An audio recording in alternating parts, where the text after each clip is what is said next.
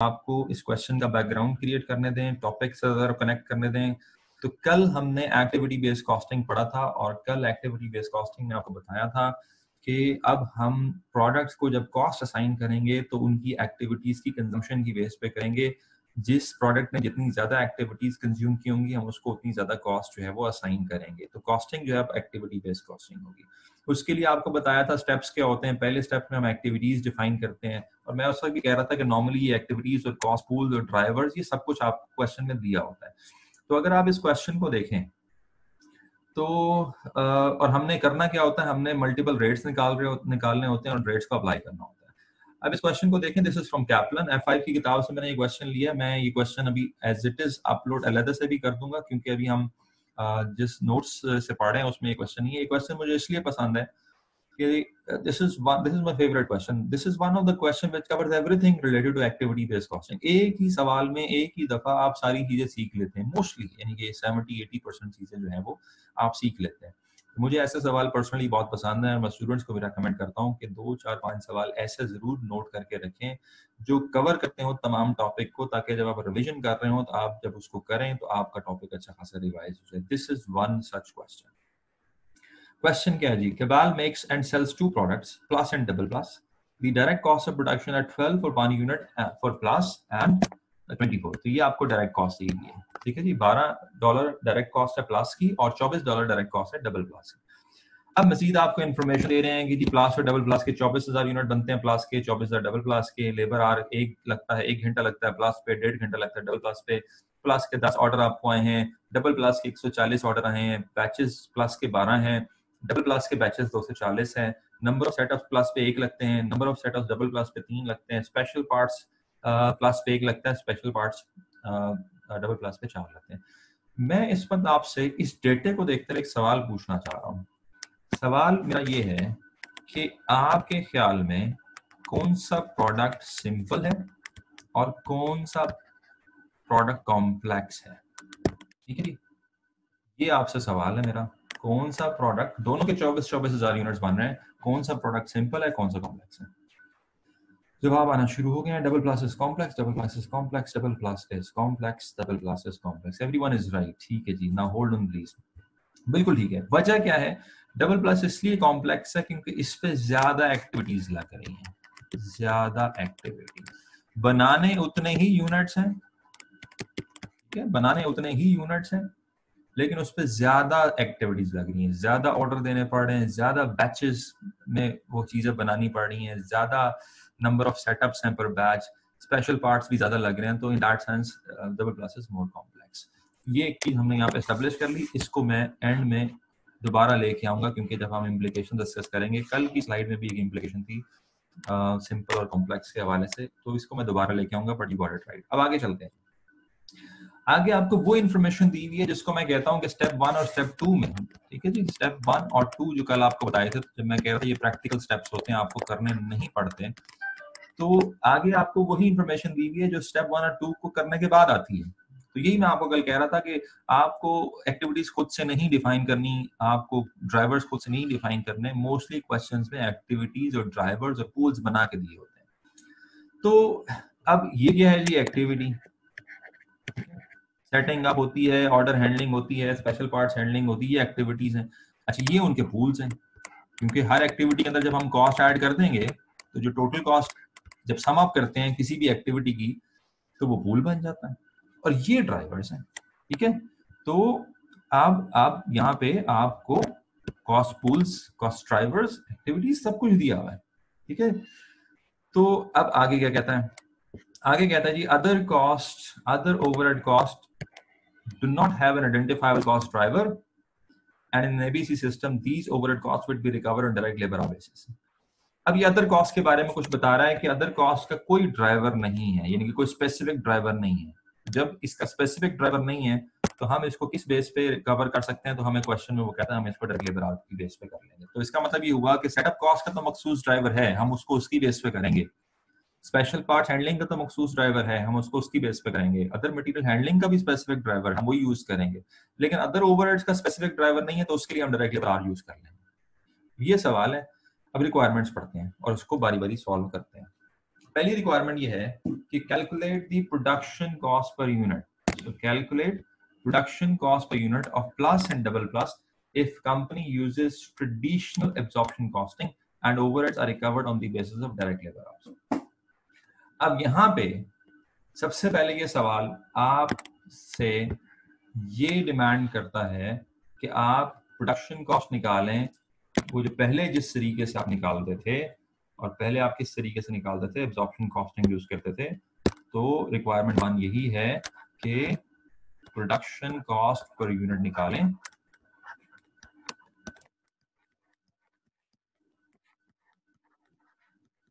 Using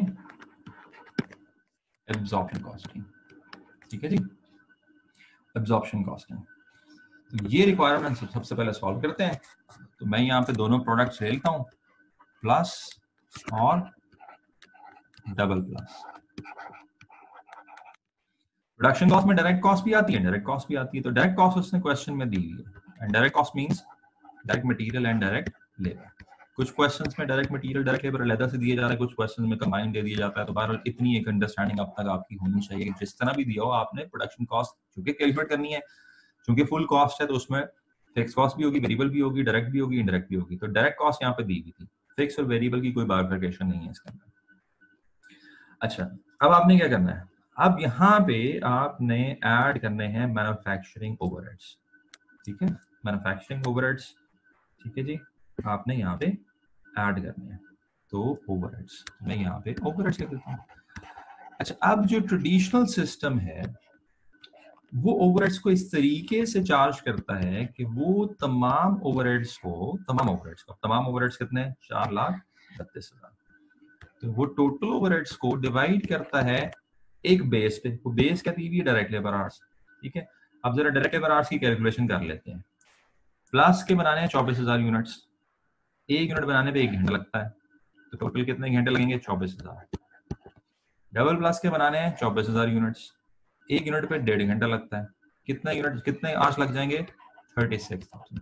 तो 24,000 और 36,000 जब इसको आप जमा करेंगे तो ये बन जाएंगे 60,000 आवर्स.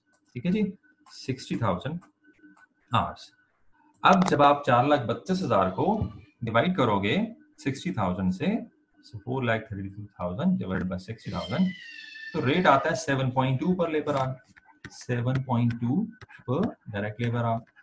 और अब इसको अप्लाई करना है, तो चूंकि प्लस पे 1 घंटा लगता है तो इसको 7.2 चार्ज कर दो, और चूंकि डबल प्लस पे 1.5 घंटा लगता है तो इसको 7.2 मल्टीप्लाई बाय 1.5, 10.8 चार्ज कर दो. तो जब आप ये चार्ज करोगे तो आपके पास क्या आ जाएगा, आपके पास फुल प्रोडक्शन कॉस्ट आ जाएगी, जो कि प्लस की केस में 19.2 है और डबल प्लस की केस में 34.8 है. ये अब हमने इसको हम हाईलाइट भी कर लेते हैं क्योंकि ये हमारी रिक्वायरमेंट थी. ये हमने एक जो है वो कैलकुलेशन जो है वो कर ली. ठीक है जी, मुझे नहीं लगता आपको इसमें क्वेश्चन होगा, इसलिए मैं आगे एक्टिविटी बेस्ड कॉस्टिंग की तरफ ही चलता हूँ. ये सिंपल सी रिक्वायरमेंट थी. अब दूसरी रिक्वायरमेंट पढ़ते हैं. दूसरी रिक्वायरमेंट ये है कि कैलकुलेट करें production cost per unit plus की और डबल प्लस की if the company uses activity based costing. ये रिक्वायरमेंट नेचुरली हम इसी रिक्वायरमेंट को समझना चाह रहे थे कि अब हम क्या करें, प्रोडक्शन कॉस्ट पर यूनिट निकालें यूजिंग एक्टिविटी बेस्ड कॉस्टिंग. तो उसी तरीके से हम दोबारा कैलकुलेशंस करेंगे. डायरेक्ट कॉस्ट वही रहेगी, कितनी रहेगी, वही जो आपके पास पहले थी, 12 और 24. अब ओवरहेड्स आपने ऐड करने हैं. अच्छा, अब चूंकि ये एक्टिविटी बेस्ड कॉस्टिंग सिस्टम है तो अब एक दफा एक ही रेट अप्लाई नहीं होगा, जितनी एक्टिविटीज होंगी उसकी आपने अलग-अलग कैलकुलेशंस हैं वो करनी है. तो इसको करने के लिए सबसे पहले हमें ये करना पड़ेगा कि हमें सबसे पहले OARs निकालने पड़ेंगे. ठीक है जी, तो हम इसको सॉल्व करने के लिए क्या करेंगे, हम इसको सॉल्व करने के लिए OARs निकालेंगे. और OARs हम ऐसे निकालेंगे कि हर एक्टिविटी का अलग से OAR होगा. तो मैं यहाँ पे अब OARs की कैलकुलेशन पे चला जाता हूँ और फिर हम दोबारा ऊपर इस पे आते हैं. ठीक है. ठीक है जी। तो लेट्स से मैं यहाँ से कैलकुलेट करता हूँ OAR। अच्छा, अब किस किस का कैलकुलेट करना है? अच्छा, इसको मैं अगर स्पेस को जरा इफेक्टिवली यूटिलाइज करना चाहूँ, नहीं चलें ठीक है,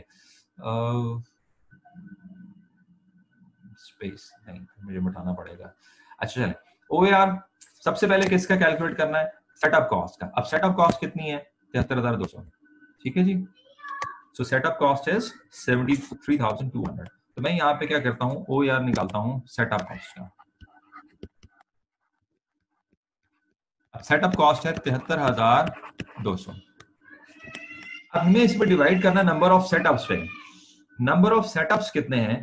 तो क्वेश्चन में नोट कीजिएगा, और ये जरा ना बड़ा टेक्निकल सा पॉइंट है, ये आपसे स्लिप हो सकता है। मैं यहाँ पे उस एरिया को हाईलाइट करता हूँ। नंबर ऑफ सेटअप्स दिए हुए हैं पर बैच, और वो 1 और 3 है।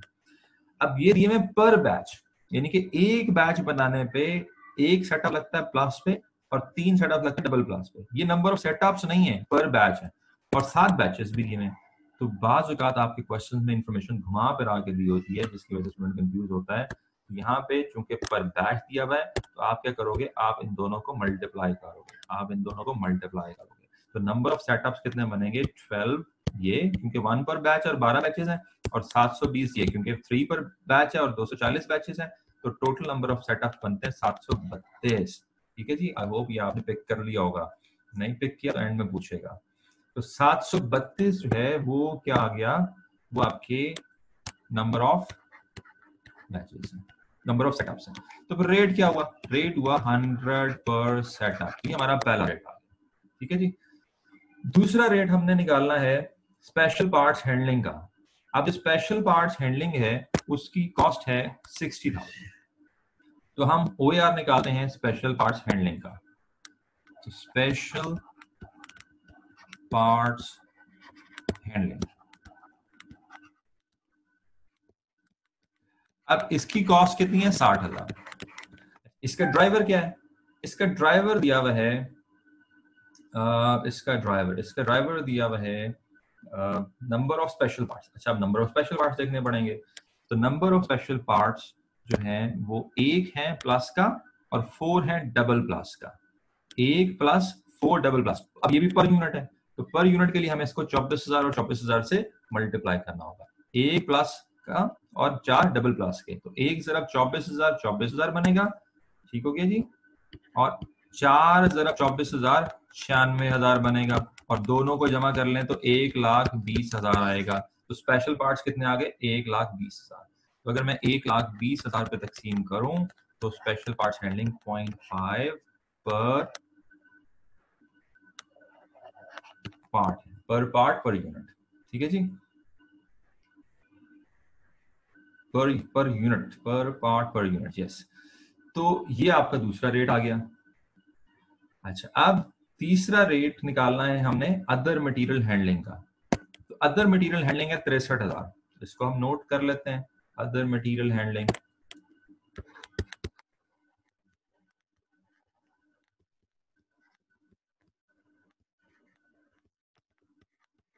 अब इसका ड्राइवर भी देख लेते हैं।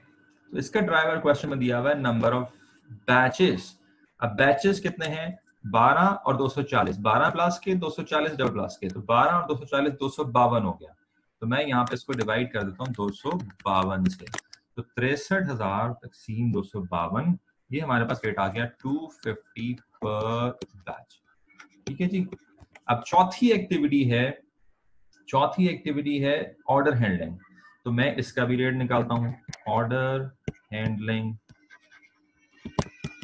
और इसकी कॉस्ट कितनी है? इसकी कॉस्ट है 19,800। और इसका ड्राइवर क्या है? इसका ड्राइवर है number of orders. Number of orders कितने हैं? 10 और 140। 10 प्लस के, 140 डबल प्लस के, तो 150 हो गए। इसका रेट क्या हुआ जी? 19,800 तकसीम 150। इसका रेट हो गया 3 इसका 19,800 तकसीम 150 का हो गया 132 पर ऑर्डर। ठीक है जी। अब आखिरी है, उसका भी हमने निकालना है, अदर ओवरहेड्स 2,16,000। अब अदर ओवरहेड्स का हमें कहा गया था, इसके बाद मैं आपका क्वेश्चन ले लेता हूं। अदर ओवरहेड्स का हमें कहा गया था कि हमने इनको लेबर आवर की बेस पे करना है। लेबर आवर हम पहले निकाल चुके हैं 1,20,000। तो जब मैं इसको 1,20,000 पे डिवाइड करता हूँ तो मेरे पास लेबर आवर्स हमारे पास है 60,000। तो जब मैं इसको 60,000 पे डिवाइड करता हूँ ये आ जाता है 3.60 पर आवर। मैंने रेट्स निकाल दिए जी क्विकली। अगर आपको इन रेट्स के निकालने में कोई एम्बिग्यूटी आई है तो मेरे से अभी पूछ लें। आगे जाने से बेहतर है कि इससे पहले हम रेट्स को क्लियर कर लें। रेट्स आपके सामने है तो मेरे से ये रेट्स जरा क्लियर कर लें।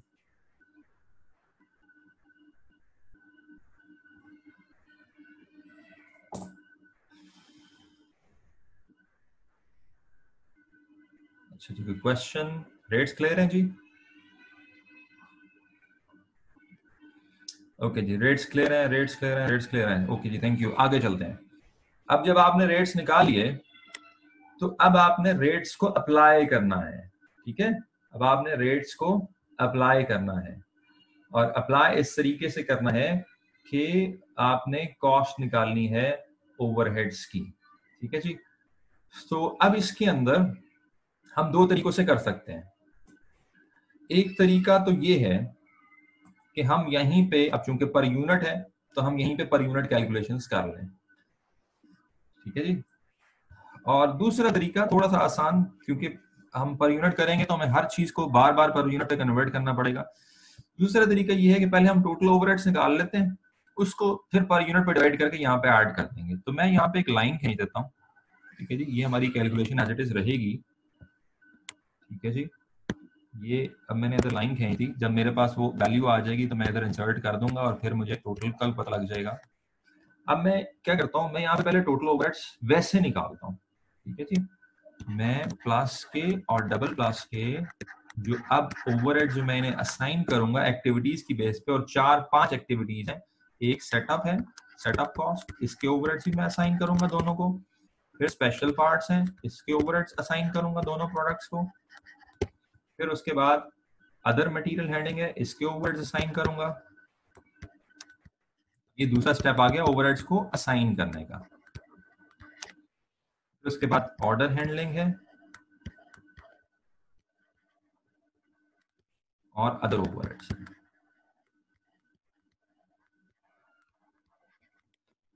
अब असाइन करते हैं। सो अब देखें, पहले सेटअप 100 पर सेटअप रेट है, 100 पर सेटअप। प्लस पे कितने सेटअप लगे थे? दोबारा क्वेश्चन पे जाना पड़ेगा। प्लस पे जो सेटअप लगे थे वो थे 12, कि मैंने पहले ही बताया था 12 बैचेस हैं, एक सेटअप पर बैच है 12। तो 12 सेटअप्स पे कितनी कॉस्ट हम इसको असाइन कर दें? 100 पर सेटअप है तो 12 सेटअप्स पे 1200। कैसे आया? 12 ज़रब 100। डबल प्लस पे कितना होना चाहिए? 720 ज़रब 100, क्योंकि उस पे 720 सेटअप्स लगते हैं। तो इसको इतना असाइन कर दें, 72,000।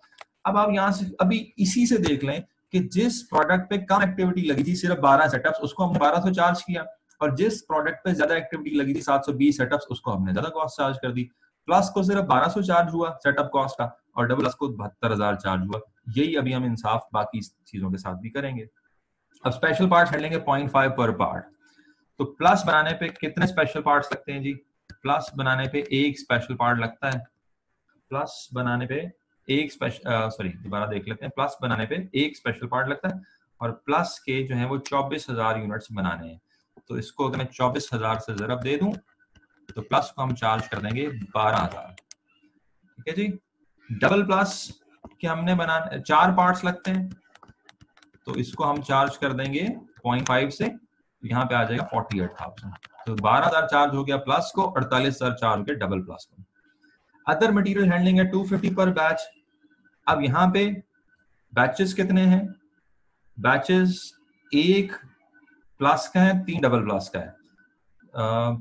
बैचेस 12 जो है वो प्लस के हैं और 240 डबल प्लस के हैं। तो 250 ज़रब 12, 250 ज़रब 12। ठीक है जी, ये अब हम चार्ज कर देंगे 3,000 इसको, और 250 ज़रब 240 बैचेस हैं उसके, तो ये कॉस्ट हम चार्ज कर देंगे 60,000 की। ये थोड़ा सा मैसी हो रहा है, लेकिन सिंपली मल्टीप्लाई कर रहे हैं, रेट को मल्टीप्लाई कर रहे हैं जितनी एक्टिविटी कंज्यूम हुई है, और वो हम पहले नोट कर चुके हैं। फिर इसी तरीके से अदर मटेरियल हैंडलिंग है। अदर मटेरियल हैंडलिंग 132 पर ऑर्डर है। 132 पर ऑर्डर। अब कितने ऑर्डर्स हैं प्लस के? तो ऑर्डर्स हैं प्लस के 10 और डबल प्लस के 140।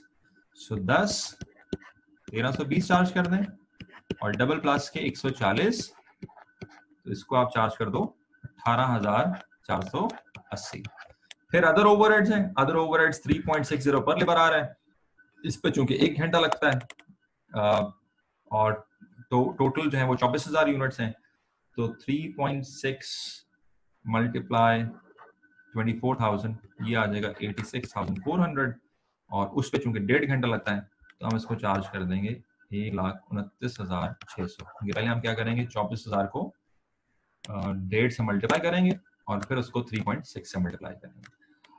अब डूइंग ऑल दिस, मैं फिर आपको क्वेश्चन ले लेता हूं। अगर आपको किसी चीज को अप्लाई करने में प्रॉब्लम हुई है, अब आप क्या करोगे, इस सारी की सारी ओवरहेड्स को जो आपने असाइन किए हैं ऐड कर दोगे। जब आप ऐड करोगे तो आपको पता लग जाएगा टोटल ओवरहेड्स जो आपने असाइन किए प्लस को डबल प्लस को। तो इसकी फिगर आएगी 1,03,920 और इसकी फिगर आएगी 3,28,080। ओके जी। अब इसको पर यूनिट कैलकुलेट करना है, तो इसको तकसीम कर दो 24,000 पे और इसको भी तकसीम कर दो 24,000 पे, तो ये पर यूनिट आ जाएगा। ये पर यूनिट कितना आएगा? ये पर यूनिट आएगा 4.33 और 13.67। जब मैं इस टोटल ओवरहेड्स को डिवाइड करूंगा नंबर ऑफ यूनिट से, तो ये पर यूनिट इतना आ जाएगा। तो फुल कॉस्ट मेरी अब जो आएगी वो 16.33 और 37.67 आएगी। मैं इसको भी हाईलाइट कर लेता हूं और अब आपको मौका देता हूं कि आप क्वेश्चन पूछ। ठीक है जी। So now you can ask question.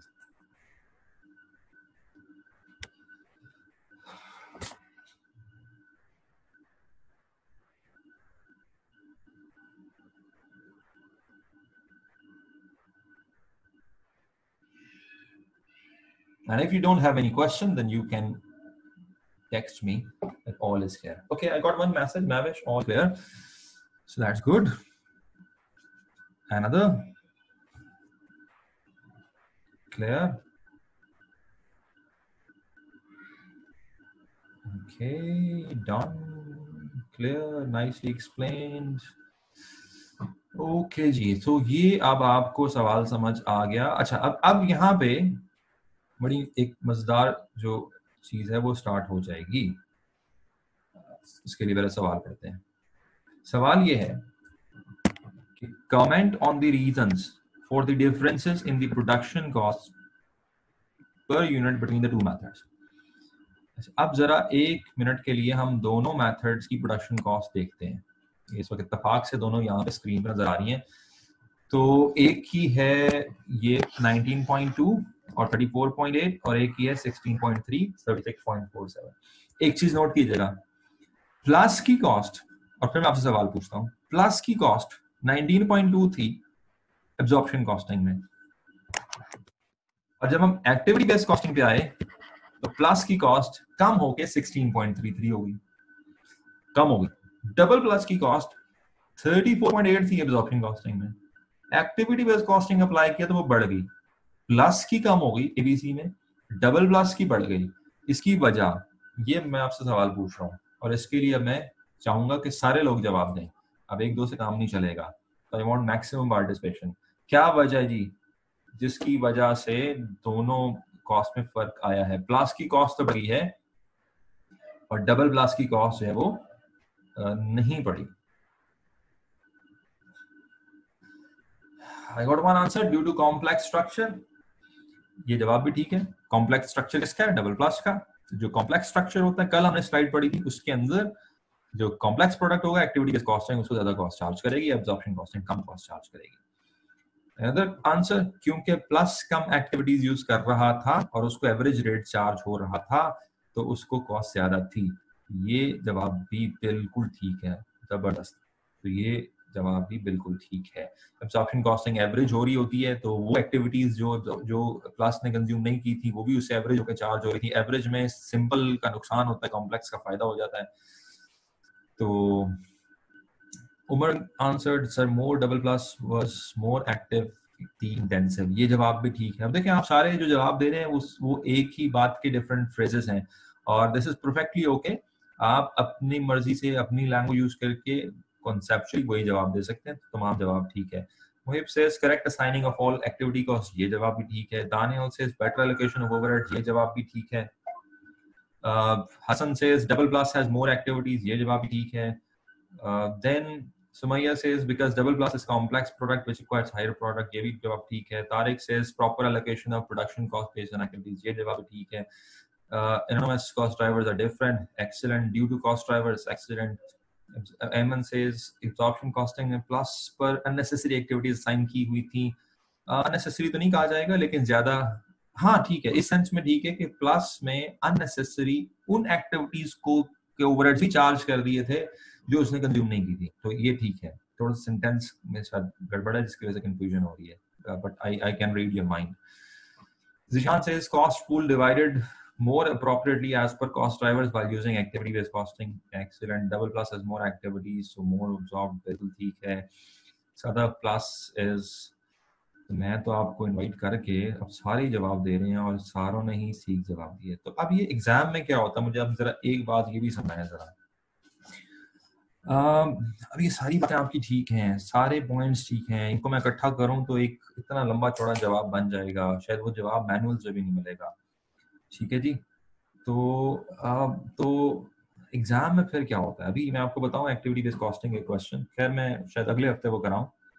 अच्छा, जवाब आना शुरू, एग्जाम प्रेशर होता है, ठीक है जी, प्रेशर होता है, बट इसके अलावा भी कुछ होता है, मैं बाद में बताऊंगा, अगली मीटिंग में बताऊंगा कि क्या होता है एग्जाम में। ये सारा कुछ आपको इसलिए आसान नजर आ रहा है क्योंकि मैं आपको गाइड कर रहा हूँ एक स्ट्रक्चर्ड वे में, एक थॉट प्रोसेस है, वो मेरा थॉट प्रोसेस है, वो आपका थॉट प्रोसेस नहीं है। जब आपका थॉट प्रोसेस डेवलप होगा तो चीजें आपके लिए आसान होंगी। थॉट प्रोसेस कैसे डेवलप होता है, I will talk some time later. चलें जी, तो ये एक आपको मैंने बता दिया, और ये मैंने क्या बता दिया, आपने तो खुद ही बता दिया। मैं अगर आपको आंसर भी दिखाता तो आंसर भी ऐसे ही होते हैं। ठीक है जी। तो अगला जो सवाल है, और फिर आपके कमेंट्स पे आऊंगा, अगला जो सवाल है वो ये है कि what are the implications for management for using activity based costing system instead of absorption costing system. चलिए ये सवाल भी मैं आपसे ही पूछूंगा, मैं आपकी इम्प्लीकेशंस बता चुका हूं। अगर आपकी management absorption costing system use करने की बजाय activity based costing system use करती है तो इसकी इम्प्लीकेशंस क्या हैं, क्या बेहतर हो जाएगा, ये चीजें जो हैं वो आपको कल बताई हुई हैं। तो I will wait for your answers.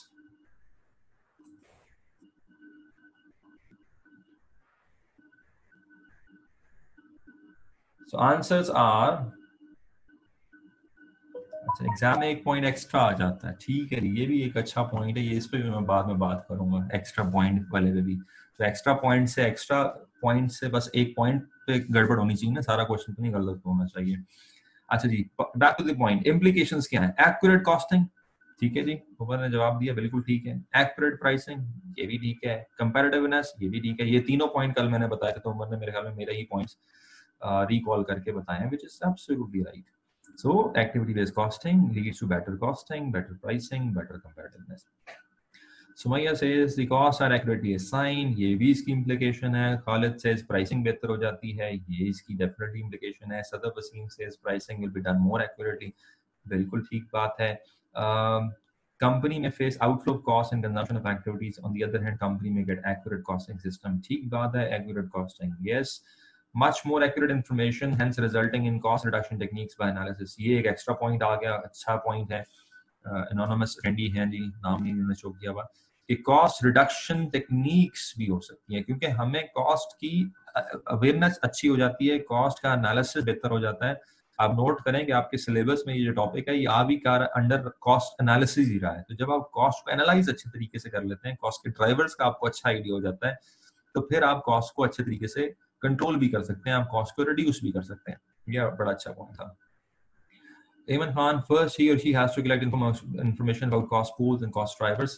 तो ये implications नहीं है, ये sort of steps हैं। तो अगर मैं सवाल ये पूछूं कि मैनेजमेंट करना क्या पड़ेगा इसको अप्लाई करने के लिए, एप्लीकेशन के लिए, तो फिर क्या जो जवाब ज़्यादा रेलेवेंट है। बट दिस नॉट बात इम्प्लीकेशन की होती है, तो बात प्रैक्टिकल इम्प्लीकेशंस की होती है, प्रैक्टिकलिटीज की होती है कि अच्छा इसको करने से प्रैक्टिकली क्या फायदा होगा। ठीक है, मोहिब सेज कॉस्ट एलोकेशन सही होगी, बिल्कुल ठीक है जी। तारिक सेज मोर लॉजिकल है, डेफिनेटली मोर लॉजिकल है। सर जिसकी जितनी कॉस्ट है उसके हिसाब से एलोकेट होगी, डेफिनेटली यही एक्टिविटी बेस्ड कॉस्टिंग कहता है। कॉस्ट एनालिसिस बेहतर हो जाएगा, control over overhead cost, excellent cost control 2 आ जाएगा। Khalid says this technique is complex, yes ये इसकी लिमिटेशन है, ये कॉम्प्लेक्स है, टाइम कंज्यूमिंग है, रिसोर्सेज लगते हैं, अच्छी खासी कॉस्ट लगती है। तो अब आपने ये देखना है कॉस्ट वर्सेस बेनिफिट, इसका फायदा आपको होता है नहीं होता। Helpful in wise decision making, excellent Yunus ने बताया, बिल्कुल डिसीजन मेकिंग रहेगी, वो भी कवर हो गया। बेटर मैनर डिसीजन इर्तिजा बता रहे हैं। एक और इम्प्लीकेशन उमर कह रहे हैं जी कि high qualified people who can do this complicated and intricate ABC costing and cost of hiring such expert man, ये भी इम्प्लीकेशन है। ठीक है, ये किताबों में लिखी हुई आपने बता दी है, I can endorse your point, बिल्कुल हो सकता है, जरूरी नहीं है